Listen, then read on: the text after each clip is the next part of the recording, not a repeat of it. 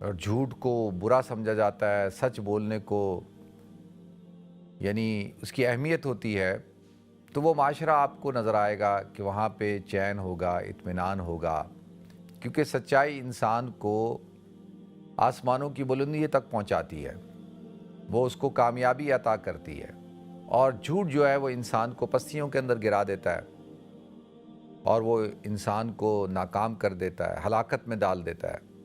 سچ بولتا ہے، ہو سکتا ہے کہ وہ وقتی طور پہ کسی مشکل میں آ جائے، کسی پریشانی کے اندر آ جائے، لیکن وہ پریشانی وقتی ہوتی ہے۔ سچائی کے اندر ایک طاقت ہے، قوت ہے، وہ ایک خوشبو ہے۔ پاکستان میں چلے جائیں تو وہاں کورٹ کے باہر لوگ گھوم رہے ہوتے ہیں اور وہ آپ سے پیسے لیتے ہیں، اور پیسے لینے کے بعد جو ہے جھوٹی گواہی دے دیتے ہیں، ٹوپی سر پہ پہنتے ہیں، قرآن پہ ہاتھ رکھتے ہیں، اور جو ہے وہ کیا کرتے ہیں، جھوٹی شہادت دیتے ہیں۔ ہمارے ہاں وہ کہتے ہیں جی جب تک ہم جھوٹ نہ بولیں ہم تجارت کر ہی نہیں سکتے۔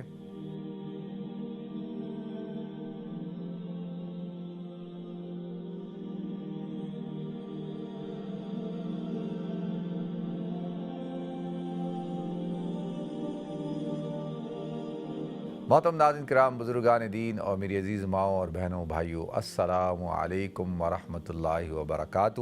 میں آپ کا میزبان عبدالوہاب آپ کو پروگرام گفتگو کے اندر خوش آمدید کرتا ہوں۔ ناظرین، اسلامی معاشرے کے اندر جو چیز سب سے اہم ہے وہ ہے سچائی، صدق۔ جس معاشرے کے اندر سچائی کو اختیار کیا جاتا ہے اور سچ بولنے کو اور جھوٹ کو برا سمجھا جاتا ہے، سچ بولنے کو یعنی اس کی اہمیت ہوتی ہے، تو وہ معاشرہ آپ کو نظر آئے گا کہ وہاں پہ چین ہوگا، اطمینان ہوگا، اور وہ سوسائٹی ترقی بھی کرتی ہے، کیونکہ سچائی انسان کو آسمانوں کی بلندی تک پہنچاتی ہے، وہ اس کو کامیابی عطا کرتی ہے، وہ اس کو نجات عطا کرتی ہے، اور جھوٹ جو ہے وہ انسان کو پستیوں کے اندر گرا دیتا ہے اور وہ انسان کو ناکام کر دیتا ہے، ہلاکت میں ڈال دیتا ہے۔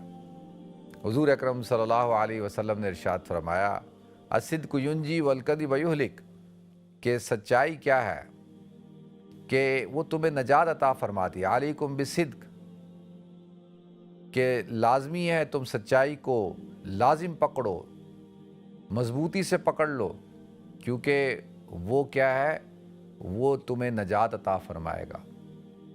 بظاہر انسان سچ بولتا ہے، ہو سکتا ہے کہ وہ وقتی طور پہ کسی مشکل میں آ جائے، کسی پریشانی کے اندر آ جائے، لیکن وہ پریشانی وقتی ہوتی ہے، وہ مصیبت جو ہے وہ وقتی ہوتی ہے۔ سچائی کے اندر ایک طاقت ہے، قوت ہے، وہ ایک خوشبو ہے، اس طور پہ کہ جب انسان جھوٹ بولتا ہے تو اس سے ایک بڑی یعنی ایسی بدبو پھیلتی ہے، تعفن پھیلتا ہے، جس سے فرشتے اس سے دور ہو جاتے ہیں۔ بظاہر آپ کو نظر آئے گا کہ ایک انسان جھوٹ بول کر اس نے اپنے آپ کو بچا لیا، اس نے بظاہر کوئی کامیابی حاصل کر لی، کوئی تاجر ہے جس نے جھوٹ بول کر اپنے سودے کو بیچ دیا، لیکن وہ نفع، وہ وقتی کامیابی اس کے لیے فائدہ مند نہیں ہوتی۔ اگر اس کو آپ لانگ ٹائم پہ دیکھیں گے تو وہ اس کو پریشان کرے گی۔ اور اسی طرح سے جھوٹی شہادت، جھوٹی گواہی دینا، یہ بھی ایک بہت بڑی لعنت ہے، کیونکہ جھوٹی شہادت اور جھوٹی گواہی سے آپ کسی شخص کو سزا دلواتے ہیں، کسی ناحق کو اس کو حق دلواتے ہیں، اور جو حقدار ہوتا ہے اس کو اس کے حق سے محروم کر دیتے ہیں۔ آپ کی جھوٹی شہادت سے، جھوٹی گواہی سے کوئی معصوم شخص جو ہے وہ تختہ وار پر چڑھا دیا جاتا ہے، اور جو ظالم ہوتا ہے، جو مجرم ہوتا ہے، وہ بچ جاتا ہے۔ تو یہ جھوٹی شہادت جو ہے وہ کوئی معمولی چیز نہیں ہے۔ حضرت سعید بن زید رضی اللہ تعالیٰ کے بارے میں آتا ہے کہ ایک خاتون نے ان کے گھر پہ قبضہ کر لیا، اور جب قاضی کے سامنے مقدمہ پیش ہوا تو اس خاتون نے جھوٹی شہادت دے دی، اور اس شہادت کی بنا پر جو ہے وہ فیصلہ اس کے حق میں ہو گیا۔ ان کے پاس کوئی گواہ نہیں تھے، کوئی ایسی کوئی ٹھوس ایویڈنس نہیں تھے، تو انہوں نے اس کو کہا کہ تو جو ہے وہ تیری قبر جو ہے وہ اسی گھر کے اندر بنے گی، تو نابینا ہوگی اور تو اسی گھر کے اندر تیری قبر بنے گی۔ تو آتا ہے کہ وہ ایک دن اس کو ٹھوکر لگی اسی گھر کے اندر، اور ٹھوکر لگنے کی وجہ سے جو ہے اس کو چوٹ لگی، اور چوٹ لگنے کی وجہ سے اس کی بینائی چلی گئی، اور جب بینائی چلی گئی تو وہ ایک دن اندھیرے کی، یعنی وہ تو یعنی مجبور ہو گئی، معذور ہو گئی، تو ایک دن اسی گھر کے کنویں کے اندر گر کر جو ہے وہ مر گئی، اور وہیں پہ اس کی قبر بن گئی اسی کنویں کے اندر۔ تو جو جھوٹی شہادت ہے، اور آج کے دور کے اندر ایک منظم جماعت ہے، منظم گروپ ہیں جن کا کام ہی جھوٹ پھیلانا ہے، جو صرف اور صرف پروپیگنڈا کرتے ہیں۔ اور یہ منظم گروہ، منظم جماعتیں بڑے پیڈ لوگ ہوتے ہیں، یہ باقاعدہ اپنی سروسز پیش کرتے ہیں، اور اس کے یعنی اپنی سروسز کے اگینسٹ چارج کرتے ہیں، جھوٹ بولنے کے پیسے لیتے ہیں۔ اسی طرح جس طرح آپ پاکستان میں چلے جائیں تو وہاں کورٹ کے باہر لوگ گھوم رہے ہوتے ہیں، اور وہ آپ سے پیسے لیتے ہیں، اور پیسے لینے کے بعد جو ہے جھوٹی گواہی دے دیتے ہیں، ٹوپی سر پہ پہنتے ہیں، قرآن پہ ہاتھ رکھتے ہیں، اور جو ہے وہ کیا کرتے ہیں، جھوٹی شہادت دیتے ہیں۔ تو اسی طریقے سے آج سوشل میڈیا کے اوپر ایک پورا ایک منظم گروہ ہے۔ اب سوشل میڈیا میں اب یہ فیس بک بھی ہے، انسٹاگرام بھی ہے، ٹویٹر بھی ہے، اور واٹس ایپ بھی ہے، اور یہ آج کل تو ٹک ٹاک ہے، اور اس طریقے سے جھوٹ کو پھیلایا جاتا ہے، بولا جاتا ہے کہ لوگ اس کو سچ سمجھنا شروع کر دیتے ہیں۔ وہ کہتے ہیں اتنا جھوٹ بولو، اتنا جھوٹ بولو کہ لوگ جو ہے وہ اس کو سچ سمجھیں، اور پھر اس سے جو نقصان ہوتا ہے۔ اسی لیے ہم دیکھتے ہیں ناظرین کہ ہمارے معاشرے کے اندر چین، سکون اور اطمینان نہیں ہے، ہماری اپنی زندگیوں میں اطمینان نہیں ہے۔ ایک صحابی ہے اللہ کے رسول صلی اللہ علیہ وسلم کے پاس، کہا یا رسول اللہ مجھے جنت کا راستہ بتائیں کہ میں جنت میں داخل ہو جاؤں، کوئی ایسا عمل بتائیں۔ تو اللہ کے رسول صلی اللہ علیہ وسلم نے ارشاد فرمایا سچ بولو، کیونکہ سچ بولنا جو ہے وہ نیکی ہے، اور نیکی انسان کی رہنمائی کرتی ہے کس طرف؟ جنت کی طرف، اور نیکی ہی انسان کو جنت میں داخل کرتی ہے، اور جنت کے اندر امن ہے، چین ہے، سکون ہے۔ تو سچائی کے اندر کیا ہے؟ چین ہے، امن ہے، سکون ہے، نیکی ہے۔ اور کہا کہ جہنم میں داخل ہونے سے بچنا چاہتے ہو تو جھوٹ سے بچو، کیونکہ جھوٹ جو ہے وہ گناہ ہے، اور جھوٹ جو ہے وہ انسان کو کیا کرتا ہے؟ وہ جہنم کے گڑھے میں گرا دیتا ہے۔ تو اب چاہے شخص انفرادی طور پر ہو، اس کو چاہیے کہ بھئی وہ جھوٹ نہ بولے۔ اب ہر لیول کے اوپر جھوٹ بولا جا رہا ہے۔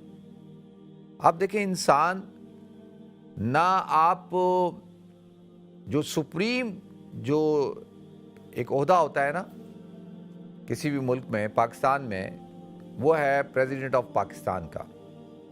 اب پریزیڈنٹ آف پاکستان کو کہا جاتا ہے کہ اس نے یہ جھوٹ بول رہے ہیں جی، یعنی وہ ٹویٹ کرتے ہیں اور وہ کہتے نہیں اللہ اس بات کا گواہ ہے۔ تو پورا ایک منظم طریقے سے کہا جاتا ہے کہ یہ شخص جھوٹ بول رہا ہے۔ اب آپ مجھے بتائیں کہ جب پریزیڈنٹ آف پاکستان کے بارے میں یہ کہا جائے کہ یہ جھوٹ بولتا ہے، یہ جھوٹا ہے، چیف جسٹس کے بارے میں کہا جا رہا ہو، جو قاضی القضات ہے، کہ یہ جانبدار ہے، یہ جھوٹا ہے، وزیر اعظم کے بارے میں کہا جا رہا ہو، اور اسی طریقے سے سینٹ کے چیئرمین کے بارے میں کہا جا رہا ہو، قومی اسمبلی کے اسپیکر کے بارے میں کہا جا رہا ہو، پھر آرمی چیف کے بارے میں کہا جا رہا ہو۔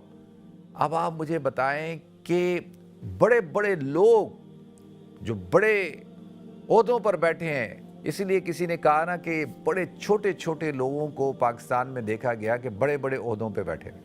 یہ لوگ اس قابل ہی نہیں کہ ان عہدوں پر ان کو بٹھایا جاتا، لیکن نظام ایسا بن گیا نا، اب تو یہ حال ہے کہ سیاست نام ہے جھوٹ بولنے کا. جو جتنا بڑا جھوٹا ہے اتنا بڑا پولیٹیشین ہے. اب تجارت یعنی التاجر الصدیق، سچا تاجر جو ہے اس کا حشر کس کے ساتھ ہو رہا ہے؟ نبیوں کے ساتھ اور شہداء کے ساتھ، صدیقین کے ساتھ ہو رہا ہے. ہمارے ہاں وہ کہتے ہیں جی جب تک ہم جھوٹ نہ بولیں ہم تجارت کر ہی نہیں سکتے، جب تک یعنی ملاوٹ نہ کریں ہم تجارت کر ہی نہیں سکتے.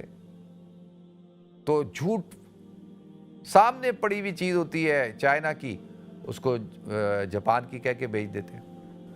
اور جو ہے وہ گجرانوالہ کے کسی فیکٹری میں بنی ہوئی چیز کو کہتے ہیں جی یہ میڈ ان جرمنی ہے. آپ اندازہ کریں کہ کتنی یعنی ہٹ درمی کے ساتھ جھوٹ بول رہے ہیں. اسی لیے اب اس کے بعد مال بھی آ رہا ہے لیکن سکون نہیں ہے، پریشان ہے.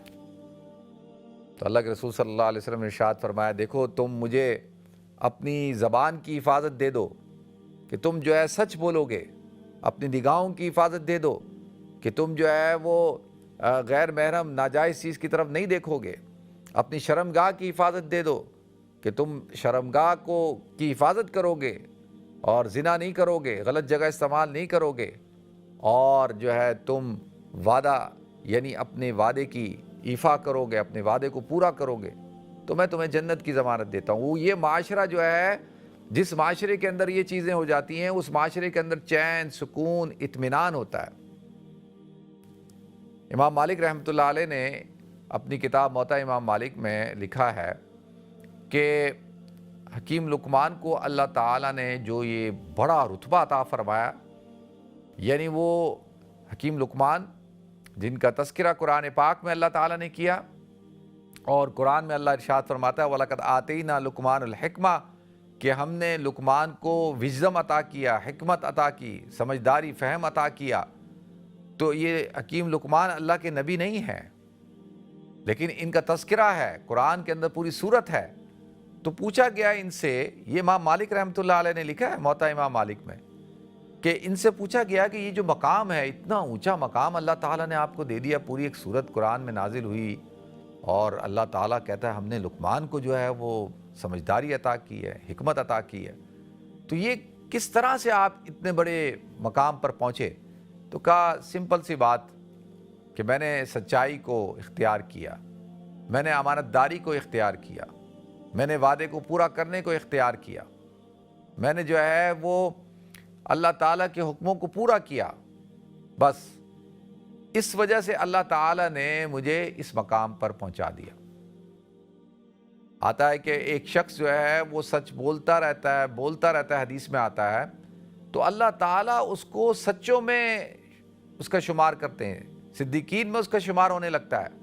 اور ایک آدمی جھوٹ بولتا رہتا ہے تو اللہ تعالیٰ اس کو جھوٹوں میں اس کا شمار کرتے ہیں. تو لہذا اب ہم سب اس بات کا رونا روتے ہیں کہ بھائی کس طریقے سے نجات حاصل کر لیں، کامیابی حاصل کر لیں، چین سکون آ جائے، لڑائی جھگڑے فساد بے انصافی ظلم یہ سب کچھ ختم ہو جائے، معاشرے کے اندر امن ہو.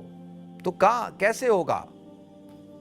اس کو کس طریقے سے امن کو لایا جائے گا، ظلم کو ختم کیا جائے گا؟ یہ جو ظلم ہے یہ ظلم کیسے ختم ہوگا؟ ہر لیول کے اوپر جو ہے وہ ظلم ہو رہا ہے. تو یہ کیسے ظالم کو روکا جائے؟ اور ظالم جب اس کے ہاتھ میں قانون ہو، بھائی وہ جج کی کرسی پہ بیٹھا ہو، ظالم جو ہے وہ پارلیمنٹ کا ممبر ہو، ظالم جو ہے اس کے ہاتھ میں بندوق ہو، پولیس والا ہو، فوجی ہو، آپ مجھے بتائیں تو پھر اس معاشرے کے اندر کیسے انصاف ہوگا، کیسے ظلم کو ختم کیا جائے گا؟ میں اکثر جب جاتا ہوں تو سندھ کے دیہاتوں میں اکثر جاتا ہوں تو ایک گاؤں میں گیا، بڑا برا حال تھا اس گاؤں کا، غربت، افلاس اور پانی کی قلت، اور آپ کو لگتا ہے نا، نظر آتا ہے کہ بچے گندے، عورتیں مرد بیچارے، یعنی 30 سال کی عمر کی عورت جو ہے ایسے لگتا ہے جیسے 60 سال کی عمر ہے اس کی، اور مردوں کا یہ حال ہے کہ 40 سال کی عمر کا مرد ایسا لگتا ہے 70 سال کی عمر کا ہے، یعنی بیمار. تو میں نے ایک صاحب تھے, میں نے ان سے پوچھا یہ کس طرح سے یہ سارا جو ہے نظام ہے یہ کیسے ٹھیک ہوگا یہاں پہ؟ انہوں نے کہا یہاں ٹھیک نہیں ہو سکتا. کہتے ہیں ہمارا جو وڈیرے سے لے کے ہمارا نمبردار, نمبردار سے لے کے ہمارا تحصیلدار, ہمارا کمشنر, ڈپٹی کمشنر, ہمارا جو ایس ایچ او, ہمارا ناظم, ہمارا ایم پی اے, ہمارا ایم این اے, وہ کہتے ہیں سارا ایک ہی خاندان ہے.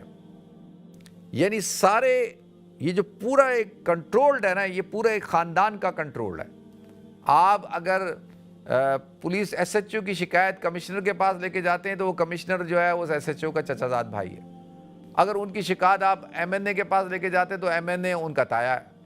اور اگر ایم این اے کی شکایت آپ جو ہے کسی اور کے سینیٹر کے پاس لے جاتے ہیں تو سینیٹر ان کا باپ ہے.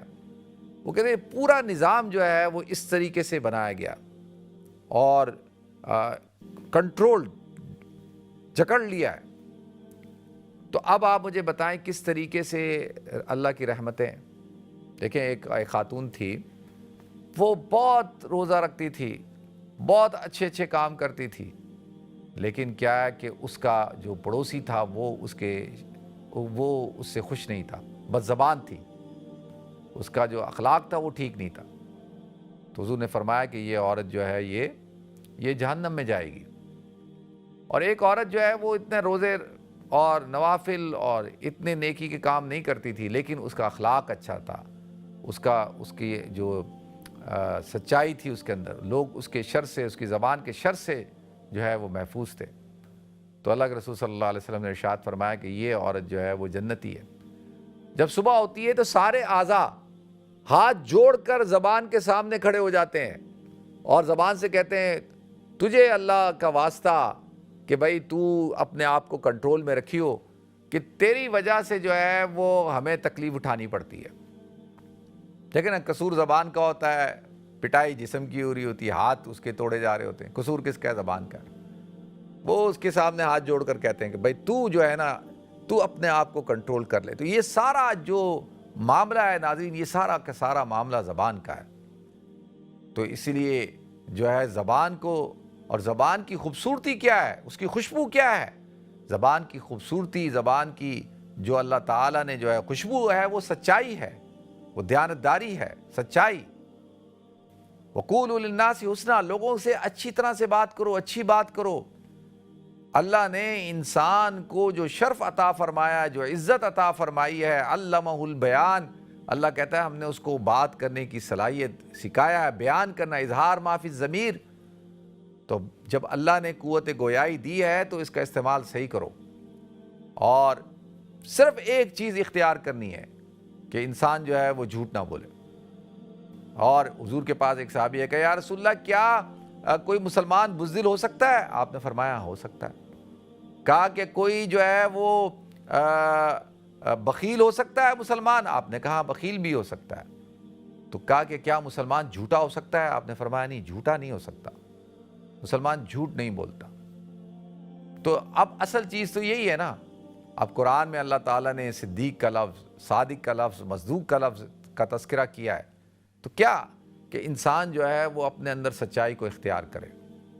اور وہ جب انسان سچائی کو اختیار کر لیتا ہے نا, عادت بنا لیتا ہے. کچھ لوگ ہوتے ہیں ان کی عادت ہی جھوٹ بولنے کی ہوتی ہے, اور یہ جھوٹ جو ہے نا یہ آپ کو ہر جگہ نظر آئے گا. جیسے میں نے کیا نا کہ ایوان کے اقتدار کے ایوانوں کے اندر نظر آئے گا, آپ کو مدارس اور مساجد میں نظر آئے گا, آپ کو ممبروں پہ نظر آئے گا. اب دیکھیں نا, ممبروں پہ بیٹھ کر جو ہے وہ جھوٹے واقعات سنا رہے ہیں, جھوٹی کہانیاں سنا رہے ہیں, من گڑت حدیثیں سنا رہے ہیں.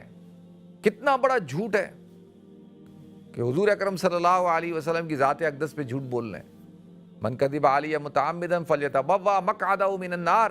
حضور نے فرمایا جو مجھ پر جھوٹ بولے وہ اپنا ٹھکانہ جہنم میں بنا لے. تو ہر لیول پہ جھوٹ چل رہا ہے اور جھوٹ کی پذیرائی ہے, معاشرہ ہی جھوٹ پہ کھڑا ہو گیا. تو اب کہاں سے اللہ کی رحمتیں برکتیں نازل ہوں گی؟ کہاں سے چین سکون اطمینان ہوگا؟